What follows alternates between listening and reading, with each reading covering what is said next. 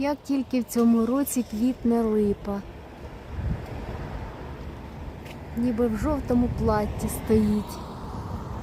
Пора готувати липу, сушити на зиму. Зриваємо квіточки з таким чином. Висушуємо. Я це роблю щороку. Ще додаю свою дачну м'ятку.